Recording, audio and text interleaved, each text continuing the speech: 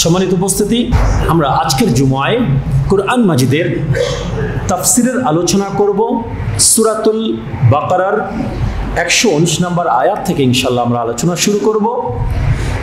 যদিও তাফসিরের আলোচনা, কিন্তু আশ্চর্যজনকভাবে হুজুর পুর নূর সাল্লাল্লাহু আলাইহি ওয়া আলিহি ওয়াসাল্লামের শান মান মর্যাদা বর্ণনা করার মাধ্যমেই আমাদের তাফসিরের আলোচনাও শুরু হচ্ছে। আল্লাহ সুবহানাহু ওয়া তাআলা সূরা বাকারার 119 নম্বর আয়াতের মধ্যে ইরশাদ করছেন, বা'দা আউযু বিল্লাহি মিনাশ শাইতানির রাজীম, ইন্না আরসালনাকা বিল হাক্কি বাশীরাও ওয়া নাযীরা। আল্লাহ সুবহানাহু ওয়া তাআলা দয়াল হাবিব নবীজিকে, আল্লাহর হাবিব সাল্লাল্লাহু আলাইহি সাল্লামকে উদ্দেশ্য করে বলছেন, ও আমার হাবিব, ও আমার কামলিওয়ালা রাসূল।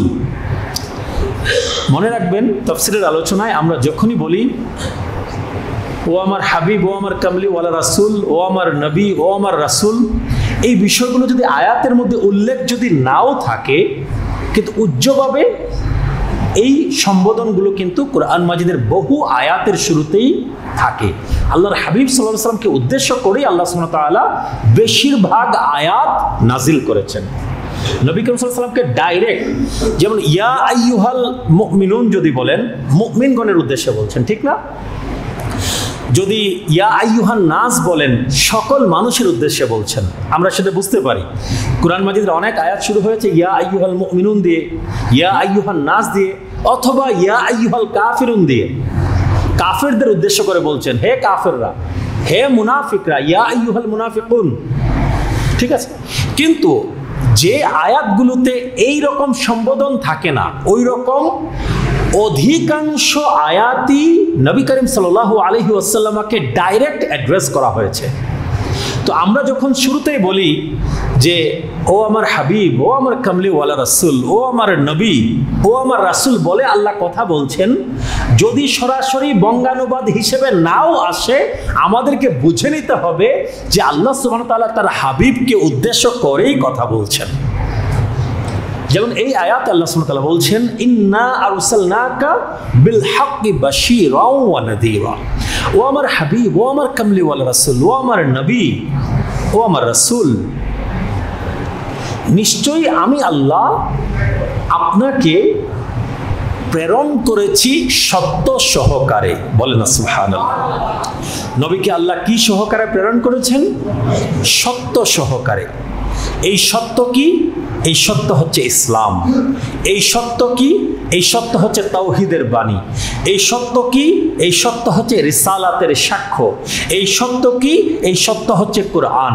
অর্থাৎ নবী করিম সাল্লাল্লাহু আলাইহি ওয়াসাল্লামকে আল্লাহ সুবহানাহু ওয়া তাআলা অসংখ্য অগণিত সত্য সহকারে প্রেরণ করেছেন। আল্লাহ যে এক, আল্লাহ সুবহানাহু ওয়া তাআলার যে কোনো শরীক নাই, এতে কোনো সন্দেহ আছে? এই সত্য নিয়ে আমার নবী এসেছেন, ঠিক না?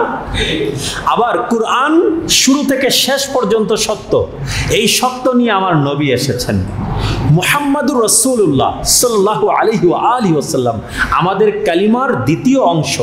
এখানে কোনো মিথ্যা আছে? আল্লাহর হাবিব সাল্লাল্লাহু আলাইহি ওয়াসাল্লাম, মুহাম্মদ সাল্লাল্লাহু আলাইহি ওয়া আলিহি ওয়াসাল্লাম আল্লাহর রাসূল, শেষ নবী, শেষ রাসূল। আমার নবীর পরে আর কোনো নবী আসবেন না, এর মধ্যে কোনো মিথ্যা নেই। এছাড়াও অসংখ্য অগণিত সত্য সহকারে আল্লাহর হাবিব সাল্লাল্লাহু আলাইহি ওয়াসাল্লাম দুনিয়াতে আগমন করেছেন। আল্লাহ সুবহানাহু ওয়া তাআলা সেই দিকে ইঙ্গিত করছেন যে ও আমার হাবিব, আপনাকে আমি দুনিয়াতে প্রেরণ করেছি সত্য সহকারে। কি হিসেবে? বাশীরাও ওয়া নাযীরা। আপনি দুনিয়াতে এসেছেন মানুষকে সুসংবাদ দেওয়ার জন্য। বলেন না সুবহানাল্লাহ। কি দেওয়ার জন্য বলেন? সুসংবাদ দেওয়ার জন্য। নবী করিম সাল্লাল্লাহু আলাইহি ওয়াসাল্লামের একখানা উপনাম যে আল্লাহ সুবহানাহু ওয়া তাআলা সিলেক্ট করেছেন, নবী বাশীর এবং নাযীর। আল্লাহর হাবিব সাল্লাল্লাহু আলাইহি ওয়াসাল্লাম সুসংবাদ দিয়েছেন কার জন্য? সুসংবাদ কার জন্য বলেন? নাস্তিকের জন্য? কাফিরের জন্য? মুনাফিকের জন্য? সুসংবাদ কার জন্য? মুমিনের জন্য। মুমিনের জন্য সুসংবাদ, যে তাওহীদে বিশ্বাস করেছে, আল্লাহর একত্ববাদে যে বিশ্বাস করেছে, যে নবী করিম সাল্লাল্লাহু আলাইহি ওয়াসাল্লাম রিসালাতে বিশ্বাস করেছে, যে কুরআনে বিশ্বাস করেছে, যে আল্লাহকে যেইভাবে মানা প্রয়োজন সেইভাবে যে মেনেছে, আল্লাহকে যেইভাবে মানা প্রয়োজন সেইভাবে যে মেনেছে, সত্য আকীদা সহকারে যে মেনেছে। আমার কথা বুঝতে পারছেন? নবী করিম সাল্লাল্লাহু আলাইহি ওয়াসাল্লামকে যেইভাবে ভালোবাসা প্রয়োজন সেইভাবে যে ভালোবাসতে পেরেছে, সুসংবাদ তার জন্য, ঠিক না? নবী করিম সাল্লাল্লাহু আলাইহি ওয়াসাল্লামকে যেইভাবে আদব তাজিম করতে কুরআন সুন্নাতে বলা হয়েছে সেইভাবে আদব তাজিম নবীর শানে যে বজায় রাখতে পেরেছে, সুসংবাদ তার জন্য, ঠিক কিনা? আল্লাহর হুকুম, রাসূলের হুকুম যেইভাবে মানা প্রয়োজন সেইভাবে যে মানতে পেরেছে, নবীর সুসংবাদ তার জন্য, ঠিক কিনা? তাদের জন্য দুনিয়া এবং আখিরাতে উভয় জায়গায় কি সুসংবাদ আছে। আর এই সুসংবাদ দিয়েছেন কে? নবী করিম সাল্লাল্লাহু আলাইহি ওয়াসাল্লাম। কে দিয়েছেন বলেন? আল্লাহর পক্ষ থেকে সুসংবাদ এসেছে। সুসংবাদ দিয়েছেন কে?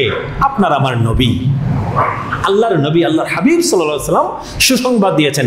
এই জন্য নবীর এক নাম হচ্ছে বশীর। নবী সুসংবাদ দিয়েছেন। আল্লাহ সুবহানাহু ওয়া তাআলা বলছেন, আমার হাবিব শুধুমাত্র যে সুসংবাদ দিয়েছেন তাই না, বরং আমার নবী এসেছিলেন নাযীর হিসেবে। নাযীর মানে কি? সতর্কতা জ্ঞাপনকারী। নাযীর মানে কি বলেন? বলেন, সতর্কতা জ্ঞাপনকারী। নবী এসেছিলেন দুনিয়াতে মানুষকে সতর্ক করার জন্য, উমুমান সকল মানুষকে। কারণ আপনার আমার নবী কিন্তু সকল জাতি সত্তার জন্য প্রেরণ হয়েছেন। আগের যুগের যত নবী রাসূল ছিলেন তারা কিন্তু এক একজন এক একটা কওমের কাছে এসেছেন। কানা ইউবআসু ইলা কওমিন খাস, নির্দিষ্ট একটা কওমের জন্য এসেছিলেন। মুসা আলাইহিস সালাতু ওয়াস সালাম শুধুমাত্র বনি ইসরাইলের নবী ছিলেন। কার নবী ছিলেন বলেন? ঈসা আলাইহিস সালাতু ওয়াস সালাম শুধুমাত্র বনি ইসরাইলের নবী ছিলেন। হ্যাঁ, হুদ আলাইহিস সালাতু ওয়াস সালামকে উনার একটা কওমের জন্য পাঠানো হয়েছিল। লূত আলাইহিস সালাতু ওয়াস সালামকে উনার নির্দিষ্ট কওমের জন্য প্রেরণ করা হয়েছিল।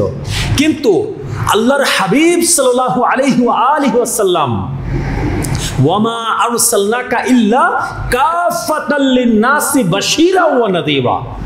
আল্লাহ সুবহানাহু ওয়া তাআলা বলছেন, ও আমার হাবিব, ও আমার কামলি ওয়ালা রাসূল, আপনি নবীকে আমি প্রেরণ করেছি দুনিয়ার সমগ্র মানুষের জন্য, সমগ্র জাতি সত্তার জন্য। বাশীর হিসেবে, নাযীর হিসেবে আপনি এসেছেন। ওয়ামা আরসালনাকা ইল্লা রাহমাতাল লিল আলামিন। এই পৃথিবীর বাইরেও যদি কোনো জ্ঞানবান কোনো জাতি থেকে থাকে, আমার কথা লক্ষ্য করবেন, আল্লাহ বলেছেন সমগ্র সৃষ্টি জগতের জন্য রহমত বানিয়েছেন। আল্লাহর সৃষ্টি তো শুধুমাত্র পৃথিবীতেই শেষ না, ঠিক না? এর বাইরেও তো আরো লক্ষ লক্ষ কোটি কোটি বিলিয়ন বিলিয়ন আপনার তারকা, গ্রহ, নক্ষত্র আছে। আমরা যে ইউনিভার্স খালি চোখে দেখি, গ্যালাক্সি, এই গ্যালাক্সির মতো বিলিয়ন বিলিয়ন গ্যালাক্সি আল্লাহর সৃষ্টি।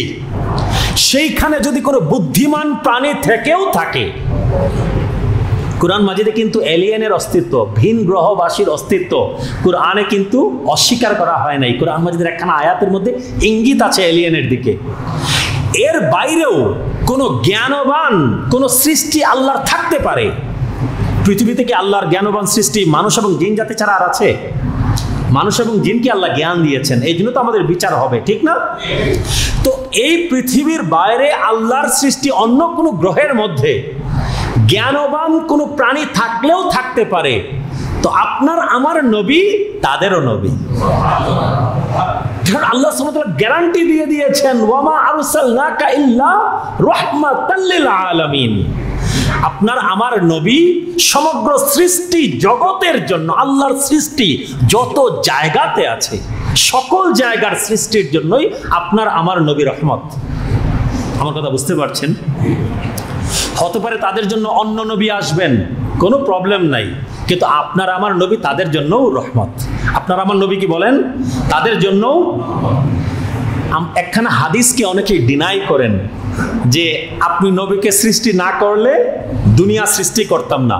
আপনি দেখেন, আপনার আমার নবী তো অন্য কোনো গ্রহের সৃষ্টির কাছে যান নাই, আমাদের কাছে এসেছেন। কিন্তু আল্লাহ বলছেন আমার নবী, আপনার নবী, আল্লাহর হাবিব সাল্লাল্লাহু আলাইহি ওয়াসাল্লাম সেই সকল সৃষ্টির জন্যও রহমত। কিভাবে?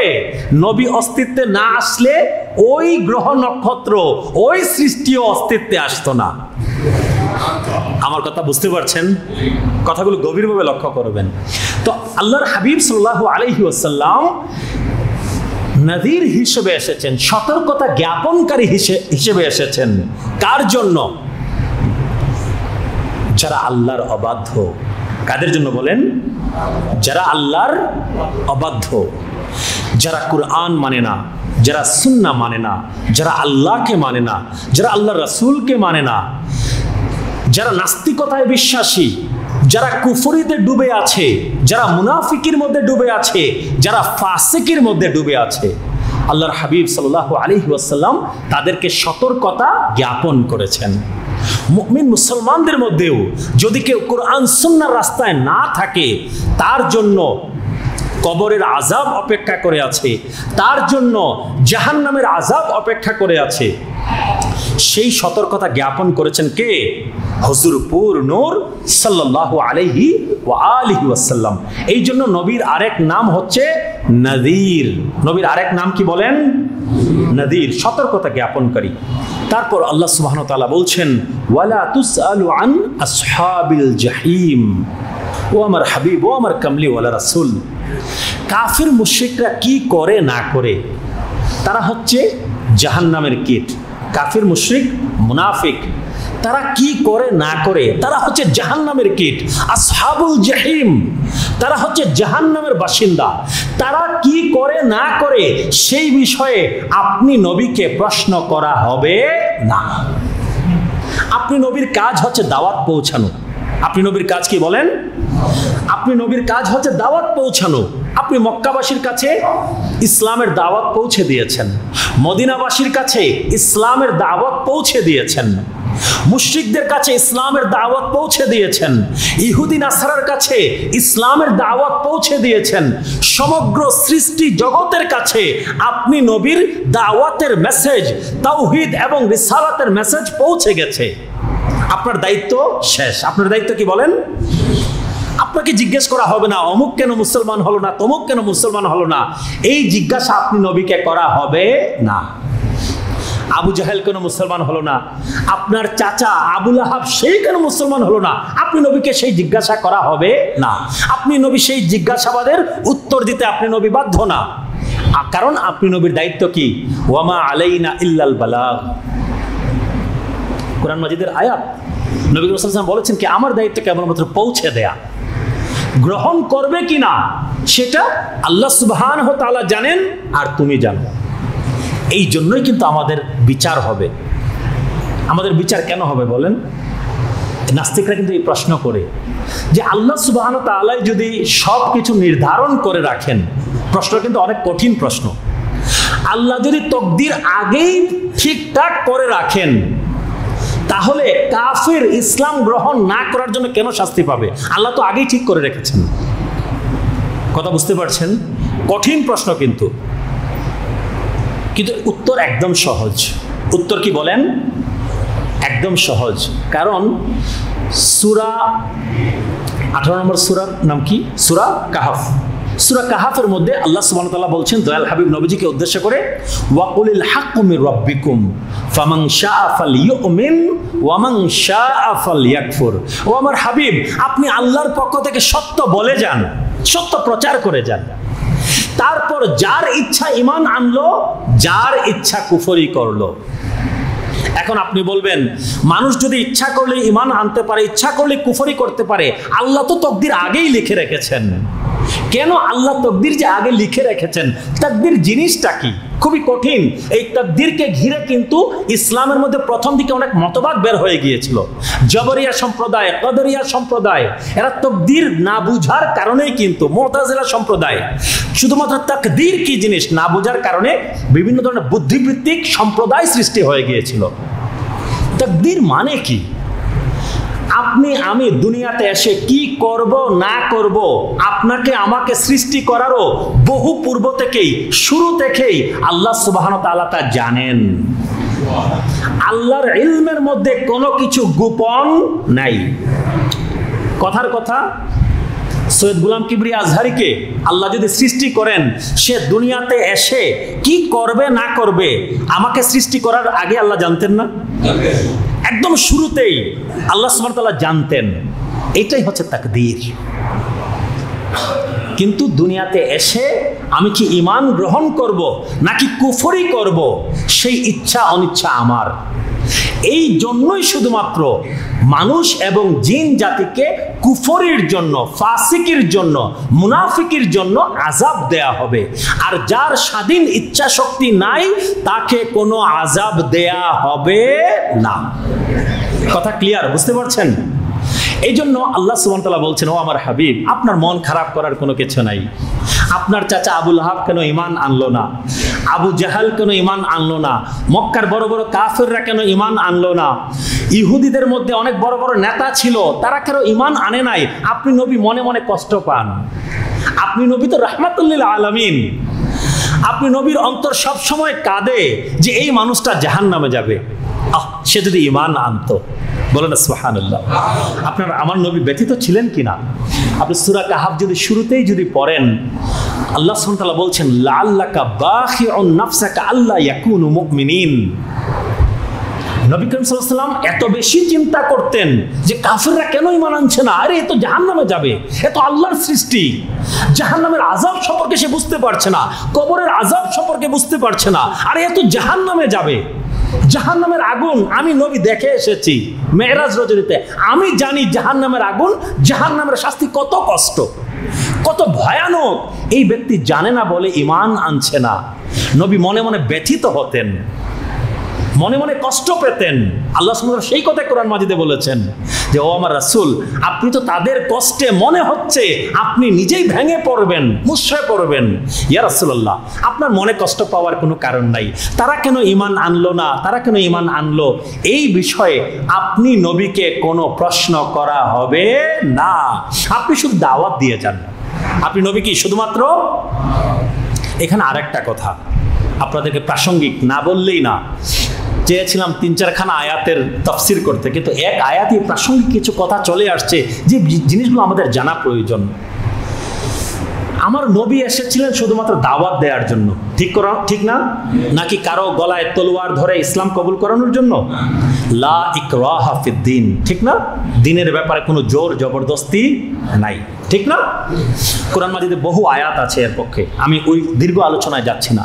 কিন্তু এখন আমাদের মুসলমানদের মধ্যে একটা সম্প্রদায় সৃষ্টি হয়ে গেছে, তৈরি হয়ে গেছে, জোর জবরদস্তি করে তাদের মতবাদ তারা মানাতে চায়। আমার কথা বুঝতে পারছেন কিনা আমি জানি না। আপনার মতে, কথার কথা, মাজারে গিয়ে জিয়ারত করা আপনার মতে এটা শিরক।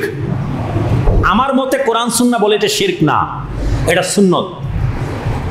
আমার কথা বুঝতে পারছেন আপনারা? আপনার মতে আপনি হয়তো বা এমন জায়গা থেকে তালিম পেয়েছেন, আপনার মনে হচ্ছে যে মাজার জিয়ারতের উদ্দেশ্যে সফর করা শিরক, কিন্তু আমার কোরআন সুন্নাহ বলছে, আমার রিসার্চ বলছে এটা শিরক না, বরং এটা নবীর সুন্নত। আমি আপনাদেরকে আরো কয়েকদিন বলেছি, আমি জাস্ট উপমা দেওয়ার জন্য বলছি যে জোর জবরদস্তি করে নিজের ইচ্ছা আকাঙ্ক্ষা, নিজের আকীদা আরেকজনের উপরে যে চাপাতে চান। আমার নবী এসেছিলেন শুধুমাত্র দাওয়াত দেওয়ার জন্য, কারো উপরে জোর জবরদস্তি করার জন্য, বলেন না, জোর জবরদস্তি করার জন্য না। কিন্তু এখন আমরা শুরু করেছি জোর জবরদস্তি। আমি যেটা বুঝি সেটা আরেকজনের উপরে চাপিয়ে দিতে হবে। আপনার মতে শিরক হলেও আমার মতে সেটা সুন্নত, কারণ আমি পেয়েছি সহিহ হাদিসে আমার নবী নিয়ম করে প্রতি বছর মক্কা শরীফ থেকে 5 কিলোমিটার দূর উহুদের ময়দানে যারা শহীদ হয়েছেন তাদের মাজার জিয়ারত করতে যেতেন। আমি সুন্নতে পেয়েছি এটা, আমি সহিহ সনদে পেয়েছি এটা, আমার কাছে এটা সুন্নত। আপনার কাছে শিরক হলে আপনি আপনাকে নিয়ে বসে থাকেন। আমি তো আপনাকে গিয়ে বলছি না আপনি কেন শিরক বলেন। আমি তো আপনার গলার মধ্যে তলোয়ার ধরছি না, আপনি কেন এটার বিরুদ্ধে কথা বলেন। আপনি কেন এই আকীদা রাখেন আপনার গলায় আমরা তলোয়ার ধরছি কারো গলায়, কারোকে আমরা মারামারি করছি, কাটাকাটি করছি। তো আপনি কেন আমার আল্লাহর ওলির মাজারে কেন আপনি হাত দিবেন? আপনি কেন আপনারটা আমার উপরে চাপিয়ে দিতে চাইবেন? আপনার যদি মনে হয় যে আমাদের কাজটা ভুল, আপনি কোরআন সুন্নাহ থেকে আলোচনা করেন। আমরাও কোরআন সুন্নাহ থেকে আলোচনা করছি, আপনিও আলোচনা করেন। আপনি মানুষকে বুঝিয়ে আপনার পক্ষে নিতে পারলে নেন, স্বাধীন দেশ। আমরা যদি মানুষকে বুঝায় যদি আনতে পারি আমার দিকে আনবো, স্বাধীন দেশ। আমার রাসূল কারো উপরে জোর জবরদস্তি করতে আসেন নাই, তা আমরা এখন শুরু করেছি জোর জবরদস্তি, অন্যের স্বাধীনতায় হস্তক্ষেপ। এই বৈষম্য বিরোধী স্বাধীন বাংলাদেশ ছাত্রদের আন্দোলনের ফসল। এইখানে জোর জবরদস্তি করার জন্য এই দেশকে কি এইভাবে স্বৈরাচার মুক্ত করা হয় নাই। কারো উপর আমরা যেন চাপাচাপি শুরু না করি, সবাই শান্তিপূর্ণভাবে। যেই দেশে আমরা বিশ্বাস করি মূর্তি পূজা শিরক, ঠিক কিনা? কিন্তু কয়েকদিন পরে যে দুর্গা পূজা আসবে, এই যে আসছে সামনেই, আমরা কি কারো পূজার মধ্যে বাধা দিব? ইসলাম কি বলে? সবাই সবার ধর্ম শান্তি সুষ্ঠুভাবে পালন করবে, জোর জবরদস্তি করব না। লাকুম দীনুকুম ওয়ালিয়া দিন। আমাদের ধর্ম আমাদের কাছে, তোমাদের ধর্ম তোমাদের কাছে। যেই দেশে আমরা সবাই সব মুসলমান বিশ্বাস করি মূর্তি পূজা শিরক, তারপরও আমরা তাদেরকে বাধা দেব না। বরং আপনাদের অনেককে দেখা যাচ্ছে আপনারা বলছেন আপনারা পূজা মণ্ডপ আপনারা গিয়ে কি করবেন? পাহারা দিবেন। তো শিরক, জানা শোনা শিরকের মণ্ডপ পাহারা দিতে পারেন, এবং আমরা সাপোর্ট করি এটা। অবশ্যই হিন্দুদের এই দেশে শান্তিতে থাকা উচিত। অশান্তি হলে আর পাশের আরেকটা দেশ এখানে সুযোগ নিবে, আমরাও এটা চাই। কিন্তু আল্লাহর ওলিদের মাজারে আমরা যাই কেন? আপনি মাজার ভেঙে ফেলছেন, আক্রমণ করছেন, মারামারি, কাটাকাটি, ফিতনা ফাসাদের দিকে এই দেশকে ঠেলে দিচ্ছেন। এটা নবীর তরিকা হতে পারে না। এটা নবীর তরিকা না, সাহাবায়ে কেরামের তরিকা না, খুলাফায়ে রাশিদিনের তরিকা না। কোরআন সুন্নাহ থেকে কথা বলেন, মোস্ট ওয়েলকাম। আমরা জানি আমাদের দলিল শক্ত, আপনাদের কথায় আমরা কখনো কি টলে যাব না। দাওয়াত দেন, দাওয়াতের কাজ চালিয়ে যান। তো আমার নবী এসেছিলেন দুনিয়াতে দাওয়াত দেওয়ার জন্য। কিসের জন্য বলেন? হকের দাওয়াত দেওয়ার জন্য। এই জন্য আল্লাহ সুবহানাহু ওয়া তাআলা বলছেন, ইন্না আরসালনাকা বিল হক, নিশ্চয় আপনি নবীকে দুনিয়াতে প্রেরণ করেছি হক সহকারে, সত্য সহকারে। এই সত্যের দাওয়াত আপনি নবী দিয়ে যান, সুসংবাদ দেন, মানুষকে সতর্ক করেন। আর কে মুসলমান হলো কে মুসলমান হলো না, এই বিষয়ে আপনি নবীকে প্রশ্ন করা হবে না। পরের আয়াতে আল্লাহ সুবহানাহু ওয়া তাআলা বলছেন, আগের আয়াতে যে আল্লাহ সুবহানাহু ওয়া তাআলা বলেছেন যে ও আমার হাবিব, আপনাকে জিজ্ঞেস করা হবে না কাফির মুশরিকরা ঈমান আনলো কিনা, জাহান্নামের অধিবাসী যারা হবে তারা ঈমান আনলো কিনা, এই বিষয়ে আপনি নবীকে প্রশ্ন করা হবে না। এই কথা বলার পরের আয়াতে আল্লাহ সুবহানাহু ওয়া তাআলা বলছেন, বা'দা আউযু বিল্লাহি মিনাশ শাইতানির রাজীম, ওয়ালান তারদা আনকাল ইয়াহুদ ওয়ালান নাসারা হাত্তা তাত্তাবি'a মিল্লাতাহুম। ও আমার হাবিব, ও আমার কামলি ওয়ালা রাসূল, আপনি নবী চান যে মক্কা শরীফে মদিনা শরীফের আশেপাশে যে ইহুদি যারা আছে তারা ঈমান আনুক। আপনি নবী চান মন থেকে। নাজরান থেকে যে খ্রিস্টানরা এসেছে তাদের সাথে আপনি নবীর মুবাহেলা হয়েছে, জানেন তো না? নবী করিম সাল্লাল্লাহু আলাইহি ওয়াসাল্লামের যে মুবাহেলা হয়েছিল নাজরানের খ্রিস্টানদের সাথে, কোরআন মাজিদের আয়াত আছে এই ব্যাপারে।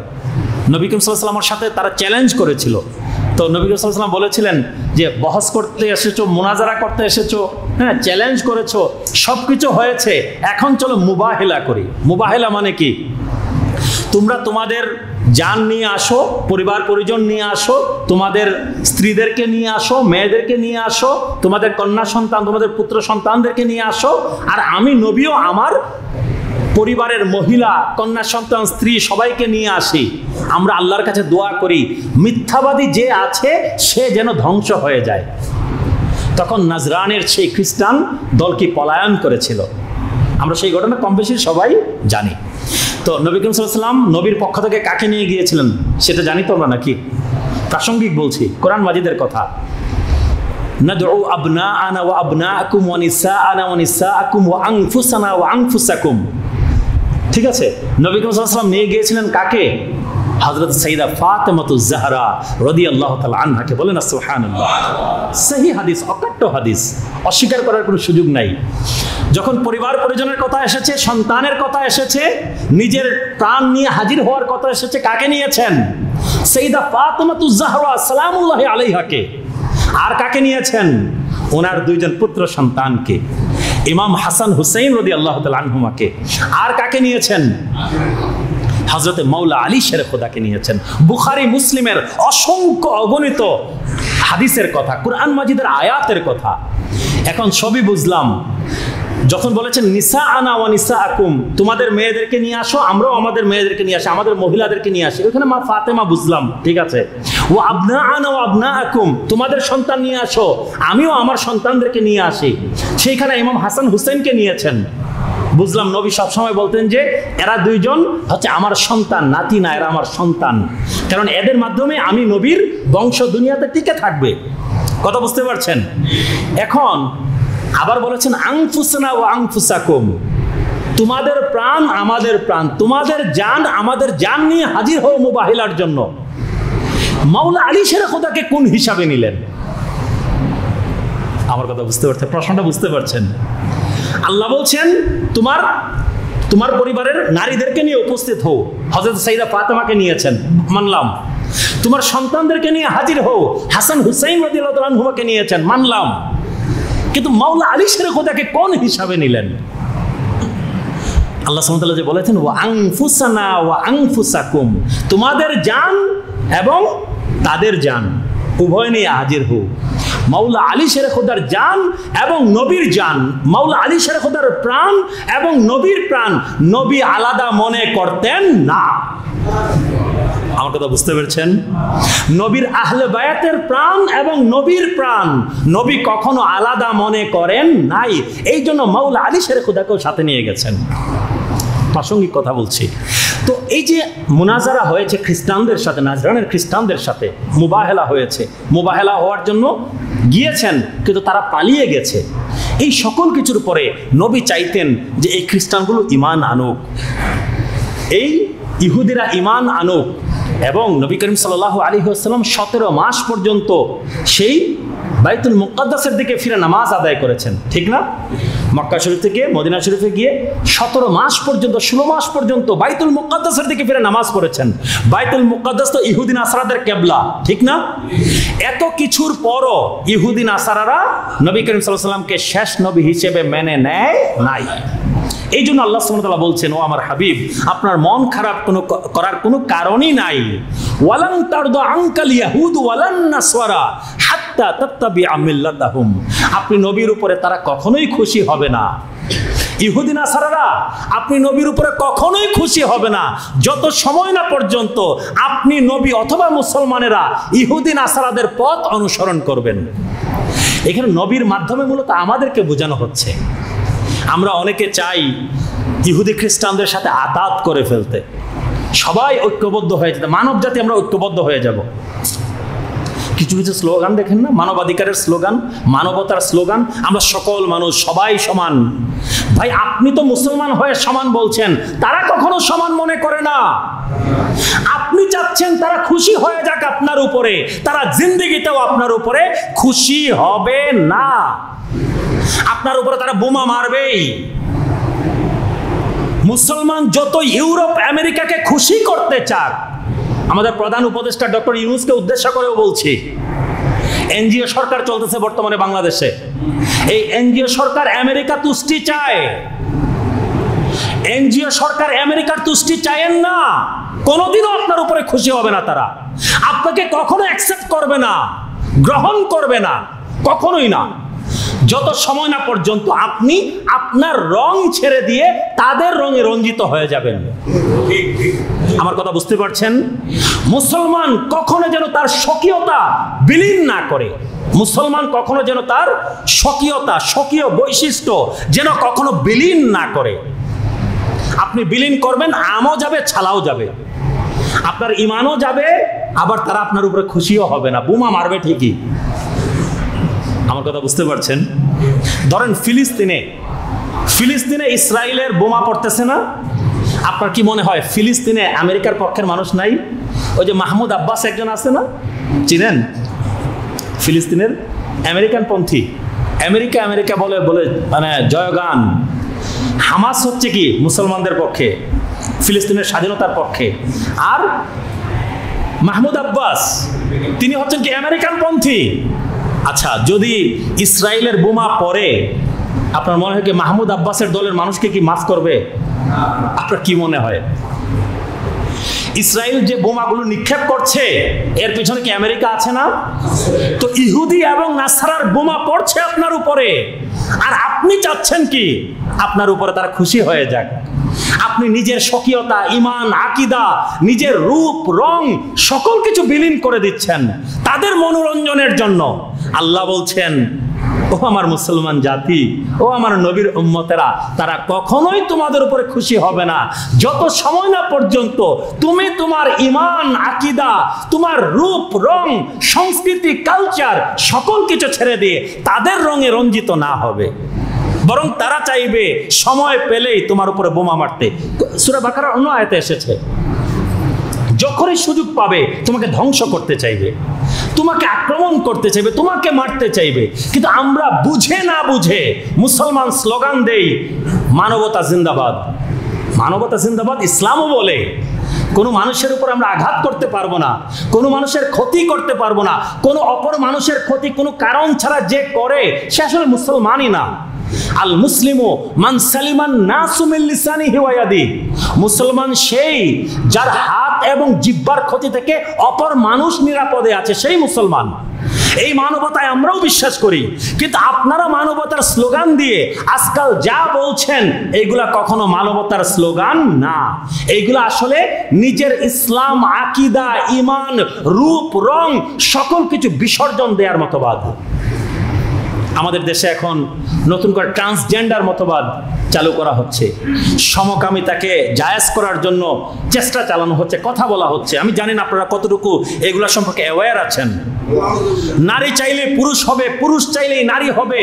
সমকামিতা, কওমে লূত, যেই একটা কওমকে আল্লাহ সুবহানাহু ওয়া তাআলা আযাব দিয়ে ধ্বংস করে দিয়েছিলেন যেই গুনাহের কাজের জন্য, সেইটাকে এখন জায়েজ করার চেষ্টা করা হচ্ছে। জোরে সোরে নাউযুবিল্লাহ। এবং কিছু কিছু এনজিও এই বিষয়গুলোর জন্য কাজ করছে, কিছু কিছু এনজিও এই বিষয়গুলোর জন্য কাজ করছে, আমেরিকার মনোরঞ্জনের জন্য, ইউরোপের মনোরঞ্জনের জন্য। আপনারা কখনোই তাদেরকে তুষ্ট করতে পারবেন না। আমও যাবে, ছালাও যাবে। আমার কথা বুঝতে পারছেন? তারপরে আল্লাহ সুবহানাহু ওয়া তাআলা বলছেন, বল ইন্না হুদাল্লাহি হুয়াল হুদা। ও আমার হাবিব, ও আমার কামলি ওয়াল রাসূল, আপনি মুসলমান উম্মতকে বলে দিন, নিশ্চয়ই আল্লাহর দেয়া হেদায়েতই হচ্ছে একমাত্র হেদায়েত। আল্লাহর দেয়া হেদায়েত ছাড়া আর কোনো হেদায়েত নাই। ইসলাম ছাড়া আর কোনো হেদায়েত নাই, কুরআন ছাড়া আর কোনো হেদায়েত নাই, সুন্নাত ছাড়া আর কোনো হেদায়েত নাই, নবীর পথ ছাড়া আর কোনো হেদায়েত নাই। ওয়ালা ইন ইত্তাবা'তা আহওয়াহুম বা'দাল্লাযী জাআকা মিনাল ইলম। ও আমার হাবিব, আপনি নবীর কাছে যেই ইলম এসেছে, যে জ্ঞান এসেছে, যে কুরআন এসেছে, যে ইসলাম এসেছে, যেই রীতিনীতি পদ্ধতি আপনি নবীর কাছে এসেছে, এইটা আসার পর তারা যদি নিজের কুপ্রবৃত্তিকে অনুসরণ করে, নিজের কুপ্রবৃত্তি যদি অনুসরণ করে, মা লাকা মিনাল্লাহি মিন ওয়ালিয়্যিন ওয়ালা নাসির, মুসলমান জাতি আল্লাহ ছাড়া কোনো তাদের ওলিও নাই, কোনো সাহায্যকারীও নাই। আল্লাহ ছাড়া কোনো অভিভাবক তারা খুঁজে পাবে না, আল্লাহ ছাড়া কোনো সাহায্যকারী তারা খুঁজে পাবে না, যদি আপনি নবীর আনা দিন ছাড়া অন্য কোনো পথে যদি যায়। নবী করিম সাল্লাল্লাহু আলাইহি ওয়াসাল্লামের মাধ্যমে আল্লাহ সুবহানাহু ওয়া তাআলা এই উম্মতকে বলছেন। আমার কথাগুলো বুঝতে পেরেছেন? এই আয়াতগুলো কিন্তু খুবই গুরুত্বপূর্ণ। ইসলাম ছাড়া অন্য কোনো পথে, মানব সৃষ্ট কোনো মতবাদের দিকে আমরা যেন না যাই। মানব সৃষ্ট কোনো মতবাদ মুসলমান জাতিকে, মুমিনকে এবং মানব জাতিকে মুক্তি দিতে পারে এই ঈমান বিশ্বাস আমাদের যেন না থাকে। কুরআন সুন্নাহই হচ্ছে আমাদের সমাধান, আর কোনো সমাধান আমাদের জন্য বলেন নাই। মানব সৃষ্ট মতবাদের দিকে আমরা যেন না যাই। যদি যাই আমাদের ঈমান আকীদাও যাবে, আর ইউরোপিয়ান যাদেরকে সন্তুষ্ট করতে চাই, আমেরিকান প্রভু যাদেরকে সন্তুষ্ট করতে চাই, কোন প্রভুই আমাদের উপরে সন্তুষ্ট হবে না। বোমা ঠিকই মুসলমানের মাথার উপরে পড়বে। লেবাননে অ্যাটাক হচ্ছে, ফিলিস্তিনে গাজাতে অ্যাটাক হয়েছে, আস্তে আস্তে আস্তে আস্তে আসবে। আপনি আমি হয়তো বুঝতে পারি না, আমরা মনে করি যতদিন পর্যন্ত আমার মাথার উপরে বোমা না পড়েছে আমাদের আকল হয় না। একে একে সবাইকে ধরবে। যত মতবাদ বানান ইসলামের মধ্যে, কোন মতবাদকে ছাড়বে না। আর ইহুদি, নাসারা এবং আমেরিকার বোমা যখন আসবে, সুন্নি, ওয়াহাবি, শিয়া, রাফেজি, খারেজি দেখবে না, শুধু দেখবে কালিমাকে বিশ্বাস করে। আমার কথা বুঝতে পারছেন? তো আমাদের এই বিষয়গুলোতে সতর্ক থাকতে হবে। আল্লাহ সুবহানাহু ওয়া তাআলা আমাদের সকলকে যেন তৌফিক দেন এই আয়াতের, এই দুইখানা আয়াতের যে শিক্ষা আছে সেই শিক্ষা আমরা যেন আমাদের জীবনে বাস্তবায়ন করতে পারি। আল্লাহ সুবহানাহু ওয়া তাআলা আমাদের সকলকে সেই তৌফিক দান করুন। আমিন। ওয়া আখিরু দাওয়ানা আনিল হামদুলিল্লাহি রাব্বিল আলামিন।